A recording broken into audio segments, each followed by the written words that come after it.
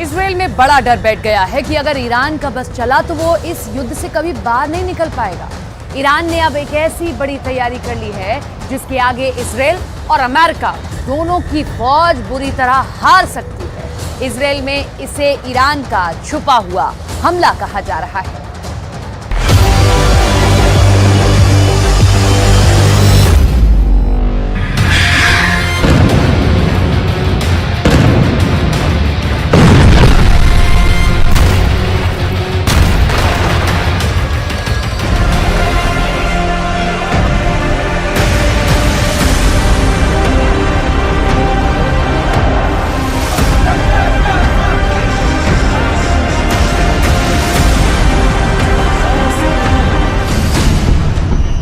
Iran का ऐलान, Israel का विनाश शुरू।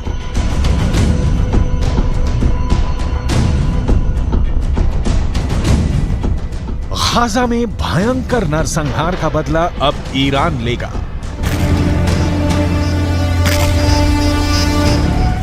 ईरान के सुप्रीम लीडर अली खामनेई ने ऐलान कर दिया है कि भले ही हमास और इजरायल के बीच सीज फायर हो गया हो, लेकिन ईरान गाजा में गिराए गए एक एक इजरायली बम का खूनी बदला जरूर लेगा। ईरान ने यहां तक धमकी दी है कि वो इजरायल और अमेरिका को किसी भी कीमत पर नहीं बख्शेगा और अब इजरायल पर भीषण हमले शुरू हो चुके हैं।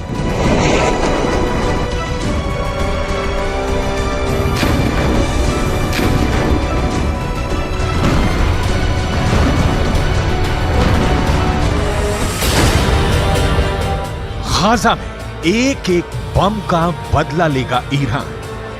हम आपको आगे बताएंगे कि ईरान इजरायल पर किस तरह से घातक हमले शुरू कर रहा है और अभी ईरान हिजबुल्लाह हूथी के लड़ाकों के साथ मिलकर इजरायल पर किस तरह से हमले तेज कर रहा है। लेकिन उससे पहले ये जान लीजिए कि इजरायली सेना ने सीज फायर के दौरान पिछले 48 घंटे में गाजा और वेस्ट बैंक में कितनी भीषण तबाही मचाई है और हमास को कितना बड़ा नुकसान हुआ है।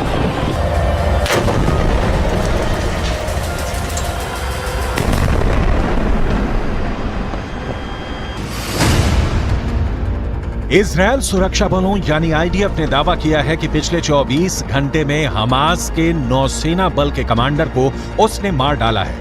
Commander Umar Abu Jallah Hamas की नौसेना बल में एक सीनियर कमांडर था। कमांडर उमर अबू जल्लाह को इजरायली सेना ने हवाई हमले में मारा है।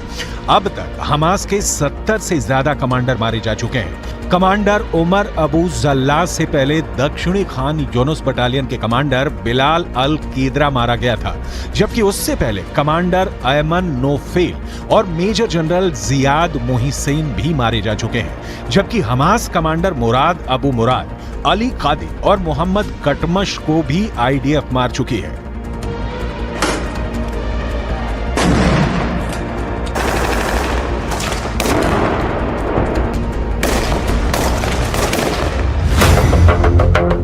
इजरायल को नहीं बचा पाएगा सीज फायर। अब सवाल उठता है कि आखिर इजरायल के सामने ऐसी क्या मजबूरी हुई कि उसे हमास के साथ 4 दिन का सीज फायर करना पड़ा। ईरानी सेना के दावों के मुताबिक गाजा सिटी में इजरायली सेना को भी भारी नुकसान हुआ है। ईरान का यहां तक दावा है कि भले इजरायल अपने 70 सैनिकों के मरने का दावा करे, लेकिन हकीकत में इजरायल के 10 से 20 गुना सैनिक गाजा सिटी में सीधी जंग में मारे जा चुके हैं। इसीलिए ईरान के सुप्रीम लीडर अली खामनेई 4 दिन के सीज फायर शुरू होने के साथ ही ऐलान कर दिया था कि गाजा में गिराए गए एक एक इजरायली बम का बदला लिया जाएगा। इसी को लेकर ईरान की राजधानी तेहरान में ईरान सैनिक और लड़ाकों ने जबरदस्त प्रदर्शन किया है, जिसमें इजरायल को नक्शे से मिटाने की कस्में खाई गई हैं।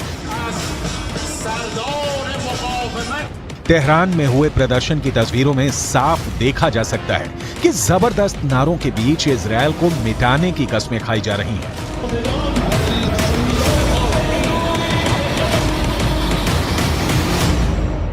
در نجات مردم فلسطین اقدام تعیین کننده‌ای را انجام دهد بر ناامیدی ملت‌ها از دولت‌ها و بی‌تابی آنها در دفاع از فلسطین افزوده می‌شود. ईरान का ऐलान, इजरायल का विनाश शुरू। पश्चिमी मीडिया के मुताबिक नेतन्याहू के लाख चेतावनी देने के बावजूद ईरान बंकरों में छिपे अपने घातक हथियारों से इजरायल पर बड़े हमले की तैयारी कर चुका है। एक अनुमान के मुताबिक इजरायल पर हमला करने के लिए ईरान ने शाहिद सीरीज के आत्मघाती ड्रोन तैयार कर चुका है। इसके अलावा मुहाजिर 10 अराश 2 ड्रोन भी ईरान के बेहद घातक हथियार हैं जो इजरायली शहरों को तबाह कर सकते हैं।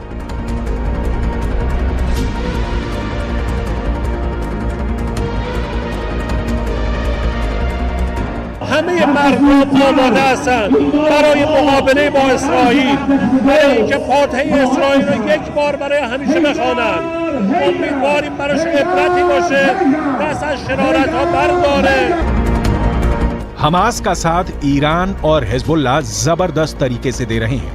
इजरायल भी जानता है कि ईरान के 5.75 लाख सैनिकों से जंग करना जरा भी आसान नहीं है। इजरायल के पास सिर्फ 1.73 लाख सैनिक है। इजरायल की 4.65 लाख के रिजर्व फोर्स को जोड़कर भी इजरायल ईरान के आसपास नहीं टिकता है। अब ऐसे हालात के बीच इजरायल का ये कहना है कि वो पूरे मिडिल ईस्ट में कहीं भी कभी भी बमबारी कर सकता है। ये दावा वाकई हैरान करने वाला है। כך חנה קציר היקרה, ששבה היום הביתה, לאחר שארגוני הטרור טענו שהרגו אותה לפני מספר ימים. לכן, יש להסתמך על דיווחים של גורמים רשמיים בלבד. בעזה, בשעות הבוקר, כוחות צה"ל נערכו בקווי ההפוגה בשטח רצועת עזה. המפקדים תודרכו והכינו את הכוחות להתנהלות במהלך ההפוגה. ביטחון הלוחמים שלנו लेकिन ये भी सच है कि गाजा पट्टी को 60% तक इजरायल तबाह कर चुका है। इधर 1.5 महीने से ज्यादा की जंग में लगभग 15,000 से ज्यादा लोग गाजा में मारे जा चुके हैं। लगभग 3,000 लोग अभी भी कब्रिस्तान बन चुके उत्तरी गाजा की इमारतों में दफन है।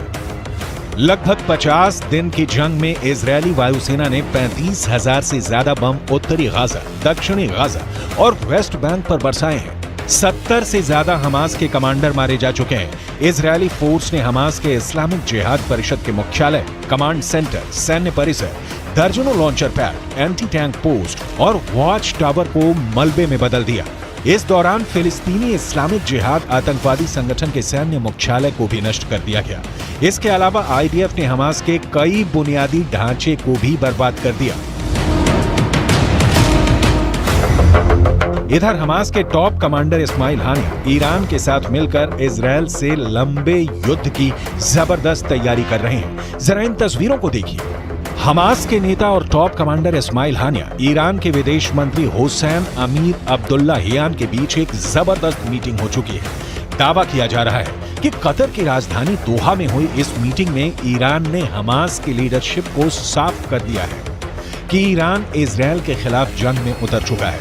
अब ईरान की बेतहाशा सैन्य ताकत हमास की ताकत बन गई है। यानी गाजा में इजरायल को सिर्फ हमास से नहीं बल्कि ईरान की सेना, लेबनान के हिजबुल्लाह लड़ाकों और हमास के सुरंग जिहादियों से जंग करनी पड़ेगी।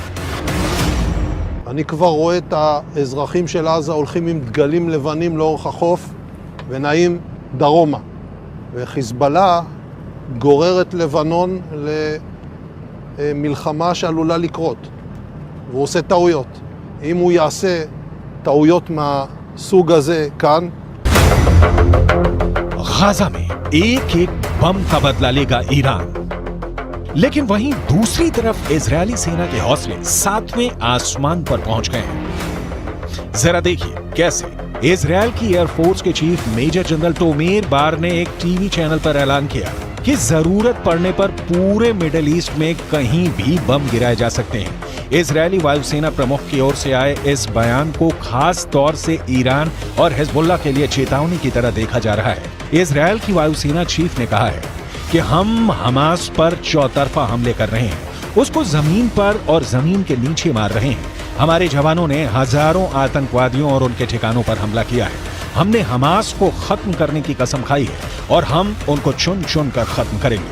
हमास के किसी भी ठिकाने और मददगार को नहीं छोड़ा जाएगा। इजरायल की वायुसेना पूरे मध्य पूर्व में जहां भी जरूरत होगी वहां कार्रवाई के लिए पूरी तरह से तैयार है।